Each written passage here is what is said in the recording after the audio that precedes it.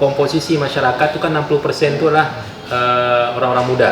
Kita mengalami bonus demografi, ya hampir lebih 50% itu orang muda, dan ini menjadi tantangan bagi saya bahwa anak muda itu insya Allah dengan belajar dari senior-senior.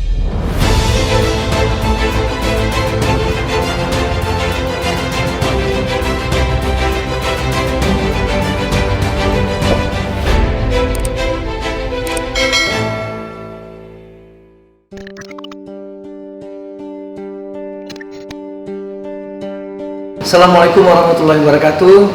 Sahabat Musa, apa kabar? Ketemu lagi kita di Jendela Musa di sesi dan episode kali ini masih bersama saya Hendra dan Abdul Musanif yang akan menemani sahabat Musa sekalian.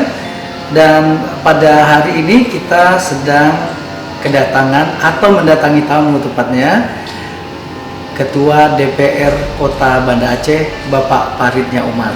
Dan bersama Bapak Faridnya Umar nanti kita akan ngobrol banyak tentang DPRK Kota Banda Aceh dan bagaimana kiprah sosok muda ini dalam memimpin parlemen di Kota Banda Aceh untuk membuat perubahan yang banyak sekali di tengah masyarakat. Dan langsung saja saya akan sapa beliau untuk memberikan informasi yang menarik buat sahabat Musa. Assalamualaikum Pak Farid. Waalaikumsalam warahmatullahi wabarakatuh. Pak Farid wajahnya tambah muda terus. Harus selalu semangat. Ya. Orang muda kan semangat ya. Karena begitu banyak tugas-tugas yang dikerjakan. Ya. Jadi kita sebagai leader tentu harus selalu dalam kondisi fit. Dalam kondisi fit ya. Ya, Pak Farid, kita tahu bahwa Kota Banda Aceh ini usianya tidaklah muda ya. Usianya ratusan tahun gitu. Kalau kita peringati setiap ulang tahun itu tagline-nya udah ratusan gitu.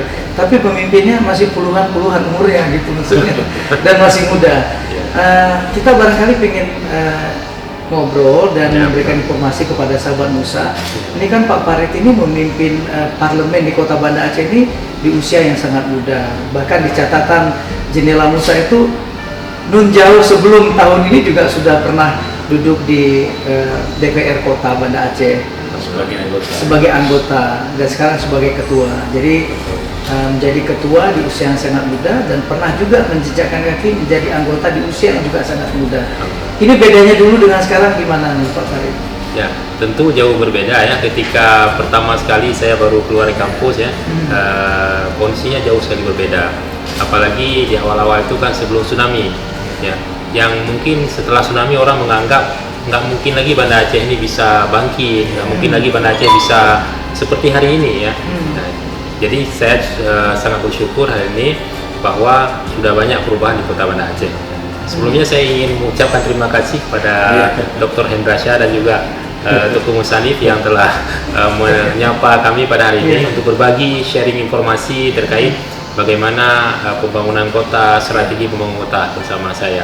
Nah, kami sebagai pimpinan lembaga tentu banyak menerima masukan-masukan aspirasi dari masyarakat.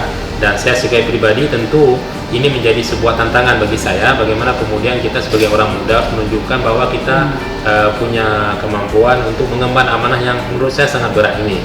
Apalagi tadi ditanyakan bagaimana kondisi dulu dengan sekarang, tentu sangat jauh berbeda. Ya, ketika itu saya baru keluar dari kampus, kemudian mengikuti kontestasi pemilu di 2004, kemudian terpilih menjadi anggota DPRK di usia 24 tahun, yang termuda pada saat itu.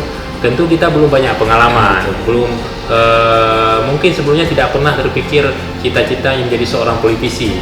Tapi itulah mungkin suratan takdir saya, karena saya tidak pernah berpikir untuk menjadi seorang politisi sehingga membuat persiapan khusus seperti itu untuk terjun ke politik. Nah, jadi bagi saya mengalir begitu saja. Nah, tapi saya memiliki sebuah tantangan bahwa saya masih muda. Karenanya saya pikir ada sebuah kekuatan anak muda, yaitu orang muda itu orang yang bisa berpikir cepat, belajar cepat dan bekerja cepat. Nah, itu jadi tantangan bagi saya. Makanya ketika saya masuk, banyak senior-senior saya yang sudah 3-4 periode di DPRD pada saat itu, belum jadi DPRK. Nah, kemudian terjadi tsunami, terjadi perubahan yang luar biasa, sangat luar biasa, sehingga dalam kondisi Banda Aceh sedang berbenah, sedang mengalami rehab rekon, kita terus belajar ya. Kebetulan di periode pertama saya berada di Komisi C, ya, Komisi Pembangunan dan Keuangan Daerah, sehingga alhamdulillah karena basic ilmuwan saya juga dari Fakultas Teknik, jurusan Teknik Sipil, bidang hidroteknik, alhamdulillah saya bisa cepat belajar ya. Apalagi kota ini kan sudah mengalami pembangunan yang besar-besaran ketika itu di masa almarhum Pak Mawardinuddin. Jadi nah alhamdulillah hasil pembangunan di periode sebelumnya itu sudah kita nikmati hari ini ya. Kemudian berlanjut ke masa Pak Mawardi, Bu Iliza, dan hari ini alhamdulillah Pak Mas Aminullah dan Pak Zain Arifin sebagai pimpinan Kota Banda Aceh. Tentu kemajuan-kemajuan tersebut menjadi sebuah tantangan bagi kita untuk memberikan pesan kepada masyarakat Kota Banda Aceh bahwa Banda Aceh kota yang aman, nyaman untuk ditinggali, dan Banda Aceh ini sebuah kota yang layak untuk menjadi tujuan destinasi bagi bukan hanya Wisnu, wisatawan Nusantara, tapi juga bagi Wisman, wisatawan mancanegara.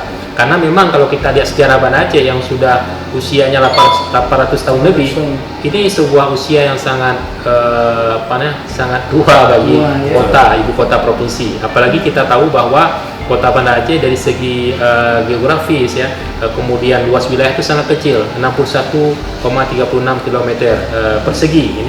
Ini salah satu ibu kota provinsi terkecil di negeri ini. Karenanya saya harus bisa membuktikan bahwa sebagai orang muda mewakili masyarakat Kota Banda Aceh yang hari ini kalau kita lihat komposisi masyarakat itu kan 60% itu adalah orang-orang muda. Kita mengalami bonus demografi ya, hampir lebih 50% itu orang muda, dan ini menjadi tantangan bagi saya bahwa anak muda itu insya Allah dengan belajar dari senior-senior, dari orang tua, insya Allah dengan nasihat, dengan arahan, insya Allah kita bisa bekerja seperti itu. Ini memang kalau bicara sama public speaker nih kita langsung senang mendengarnya.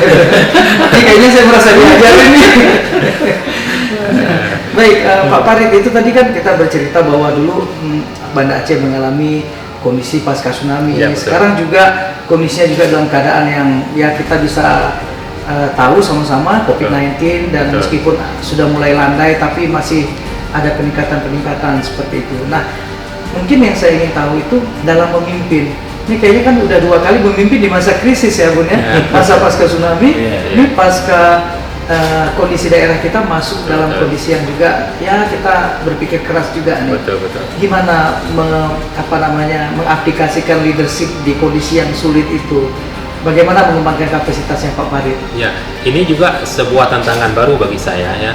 Kalau di awal dulu saya menjabat, kita masih hijau, masih keluar dari kampus, belum banyak asam garam terkait dengan perpolitikan.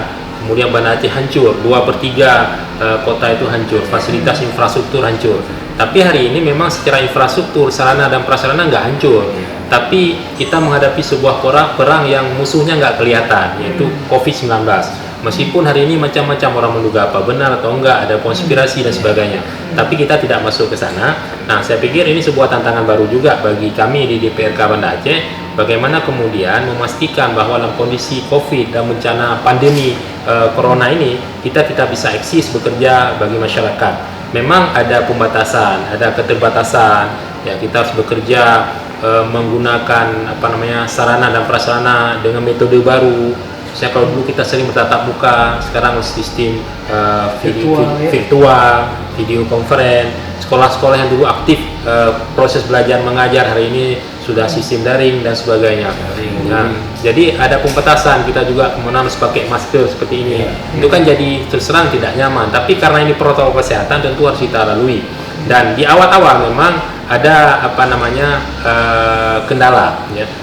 Di awal-awal misalnya ketika COVID-19 ini baru merebak, ya itu sekitar pertengahan Maret. Ketika itu kami bermusyawarah dengan pimpinan DPRK dan anggota DPRK. Saat itu kan proses aktivitas belajar mengajar masih aktif. Kami kemudian memberikan masukan kepada pemerintah kota untuk mengkaji bahkan meliburkan sekolah. Itu tepatnya pada tanggal 16 Maret 2020. Itu langkah yang pertama. Alhamdulillah mendapat respon yang sangat baik dari pimpinan kota, Pak Wali dan Pak Wakil, sehingga kita liburkan sekolah karena memang kondisi sangat mengancam keselamatan tenaga pendidik, orang guru, anak-anak dan orang tua. Nah, alhamdulillah itu sebuah keputusan yang tepat. Dan kemudian di awal-awal memang penerapan protokol kesehatan sangat ketat di Banda Aceh, sampai kemudian pemerintah kota itu mengeluarkan peraturan wali kota yang mewajibkan masker dan penerapan protokol kesehatan. Nah, namun memang hari ini setelah itu kan kasus menurun di Banda Aceh. Nah, hari ini ketika kita sedikit abai, kemudian kita dalam kondisi masyarakat kita kurang waspada, justru terjadi peningkatan kasus yang luar biasa.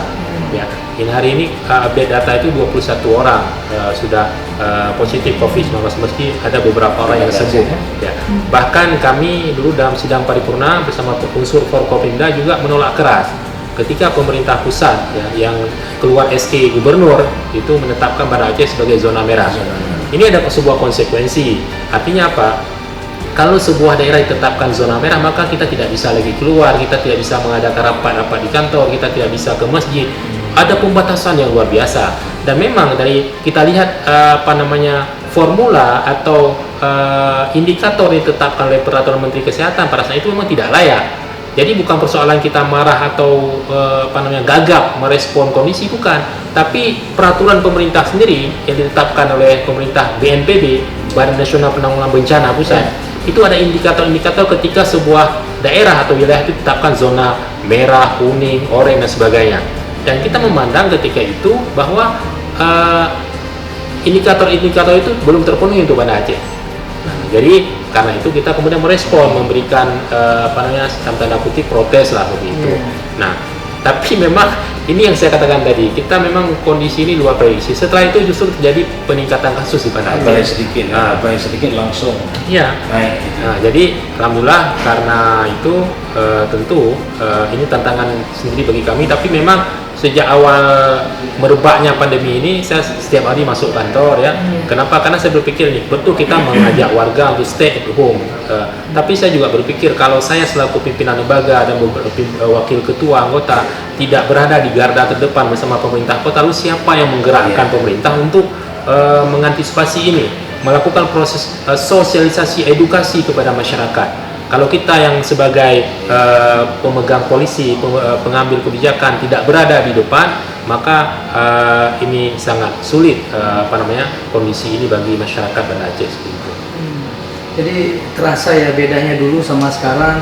Tantangannya kalau kemarin itu pasca bencana udah reruntuhan, sekarang musuhnya nggak terlihat gitu. Betul. Tapi saya pengen kaitkan dengan Abang Musani kan juga dulu sempat waktu pasca tsunami kan juga kerja di Dewan. Mungkin tantangannya bisa sharing nih, seperti apa tantangannya? Ya tentu kalau waktu itu kabupaten dengan kota berbeda problemanya. Kota lebih berat kehancurannya, ya kan? Kota lebih berat kehancurannya. Tapi ya begitu, ternyata dunia datang ke Aceh untuk membenahi semuanya. Dan kami waktu itu menyambutnya dengan baik. Dan bekerja dengan baik untuk bisa hari ini seperti ini lagi kan, begitu ya kan. Dan sekarang ini dunia pun bersedih ya. Ya, kalau ini masalahnya kan dunia juga digoncang hal yang sama kan dengan kita, bukan hanya di kita. Itu yang menjadi krisis ini sepertinya kalau kita lihat akan lebih berat sebenarnya kita menghadapinya. Tapi ya ini pemimpin-pemimpin muda seperti Tengku Farid ini memang sangat dibutuhkan di dalam kondisi daerah seperti ini. Tadi kan beliau bilang bahwa beliau harus berada di garda terdepan. Itulah nampak jiwa milenialnya begitu ya kan. Begitu memang ya. Hadiah dari bonus demografi. Dari hadiah dan bonus senior saya. Beliau pernah di kabupaten juga di provinsi. Saya harus banyak belajar dari beliau. Nanti Pak Farid ya. Dan kondisinya kan memang Pak Farid kembali lagi tadi memimpin di masa muda. Tantangannya pasti tidak gampang. Konon lagi kalau kita pimpin juga usianya juga bukan muda lagi, artinya sudah matang, dewasa. Apalagi pengalamannya banyak, tidak gampang juga gitu untuk mengaruhi pikiran. Tapi saya lihat profilnya Pak Farid bukan tipikal orang yang gampang mundur untuk melihat masalah itu. Ini ada strateginya pasti. Iya. Tadi kan ada juga ditanyakan bagaimana membangun kapasitas. Menurut saya ini poin yang sangat penting ya.